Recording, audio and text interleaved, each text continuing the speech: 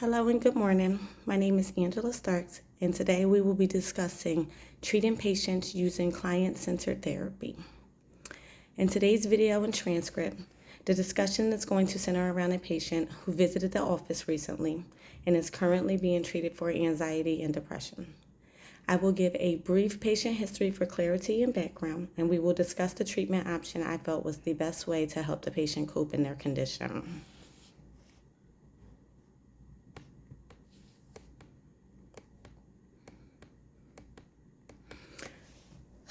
I have a patient whose name is Stacy.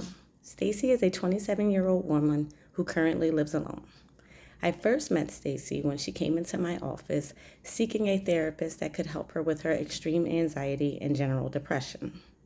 She has claimed that when she is out and in crowded spaces, she experiences anxiety and sometimes it can be difficult to function. She also added that she is depressed almost all of the time. Stacy prefers to stay in and is at total ease being by herself. She has claimed that being at home and being surrounded by familiar things is when she feels safest. Currently, Stacy is single and socializes very infrequently with people from work or friends. Currently, Stacy works as an assistant director for her parents' Thriving Child Care Center. Her job's focus is primarily administrative, so she is pretty much isolated at work. Stacy describes herself as awkward and a social outcast. Beyond having extreme anxiety and generalized depression, it does not seem as if she is dealing with any other ailments mentally or physically. Though Stacy is living alone, her parents are very close by and Stacy does visit often. This does give her some sort of social interaction, but by her own admission, while visiting, she doesn't say much and pretty much feels overshadowed by her 3 siblings who all still reside at the family home. Stacy recalled part of her childhood, particularly the time spent with her grandmother. She stated that these were the fondest of memories. Stacy revealed that at approximately 8 years of age, she lost her grandmother and that it took her a long time to recover from the loss. It was also her first time experiencing death. It was revealed during our conversations that it was Stacy's mother who talked to her into having a meeting with me and seeking therapy. Because of how little social connection Stacy has outside of work, which isn't too much there either. Remember, her job is primarily administration, so she kind of works alone. Her mother fears that she will never get married or have children. Throughout several sessions previous to this one, Stacy has expressed the desire to get married and have children of her own one day. From the moment I met Stacy, I could tell that Stacy was a loner and with a few minor mental issues originating from the passing of her grandmother. During our visit last week, Stacy and I talked about several different strategies for handling her introverted nature and psychiatric disorders. The one I decided would help her best was client-centered therapy. This methodology was created in the 1940s to 1950s by Carl Rogers. In this approach, the patient acts as an equal partner in the therapy process, while the therapist remains non-directive. They do not pass judgment on your feelings or offer suggestions or solutions. I gave Stacy a quick rundown of Carl Rogers' biography and his contributions to the field of psychology so that she could gain a better understanding of the suggested approach. Carl Rogers is recognized by many as one of psychology's greatest philosophers. His most notable contributions to the field include helping to establish humanistic psychology and creating the theory of client-centered therapy. According to Rogers, developing a positive self-concept is a lifelong process that is influenced by a person's experiences. People who have a strong sense of self typically have more confidence and can handle hardships of life better.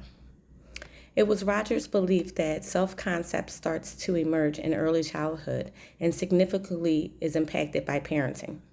Healthy self-concepts are more likely to be fostered by parents who display unwavering love and admiration. Feelings of inadequacy and low self-worth may build in children who feel that they must win their parents' affection. Rogers believed that to experience self-realization or self-consciousness, a person must be in a state of alignment.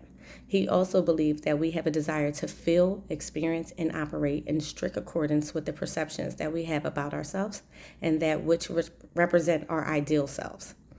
This has presented itself as introversion to Stacy. Throughout our past meetings, she has repeatedly mentioned how she tends to feel uneasy when surrounded by her parents and siblings, but is quite independent and at ease when she is alone. As a result of all this, Stacy has been given the task of inviting a friend or coworker to lunch or coffee at least twice a week for the next 3 weeks. I would prefer for Stacy to visit a new location each time with her new friend, and if it is possible, but not at all a necessity, to also be prepared each time to engage in discussions that is more in-depth than the standard how's the weather conversation. This is to help her subconsciously overcome her anxiety without the additional pressure normally associated with exposure therapy. I've been treating Stacy for a while now, and we've talked about how hard it was for Stacy to lose her grandmother while she was a young child. Because of the close relationship she had with her and how she viewed her as her best friend. She largely generated her reclusive demeanor during this period of loss to shield herself from the intense pain of losing her. Stacy essentially correlated deep love with equally significant grief when that love dissipates because of her grandmother's untimely death. Subsequently, Stacy had then made the decision to avoid engaging in any activities that might put her in a similar situation in the future without even realizing it or noticing it when she was a young child, since she had not sufficiently processed her feelings after such a monumental loss. I explained how others, my apologies. I explained how others in similar situations sometimes turn to weekly grief therapy sessions and work their way up to monthly ones in order to help deal with the feelings of depression, to help Stacy process her feelings and concerns. I also spoke about how losing my mother at a young age and dealing with my own sadness and depression changed me. I explained how I sought therapy to help understand my pain. I do this to demonstrate to Stacy that not only do I understand her, but I also empathize with her. At the end of our session, Stacy and I end our conversation with a discussion about fate versus free will. It's common to think of fate as something bigger than us. Fate is defined as the development of events beyond a person's control, regarded as determined by a supernatural power. Whereas free will is defined as the power of acting without the constraint of necessity or fate, the ability to act at one's own discretion. Both topics are of significant discussion within the psychology community. Although many of our colleagues in the field seems to believe that we do not have free will, there is no consensus within the psychology community as to whether or not this is the case. Freud and Skinner disagreed on a lot of things, but they did agree that factors inside or outside of an individual influence their behavior. Freud and Skinner also both discussed unconscious conflicts as a potential behavioral causes, but neither of them gave us complete freedom to choose. If this is in fact true, then what would that mean? Then that would mean our brains are making judgments without our knowing or permission, which in Stacy's instance means that permitting her to feel most comfortable when she is by herself, she is unintentionally shielding her feelings. If our brains are in fact subconsciously making decisions for us, then making decisions intentionally becomes that much more crucial.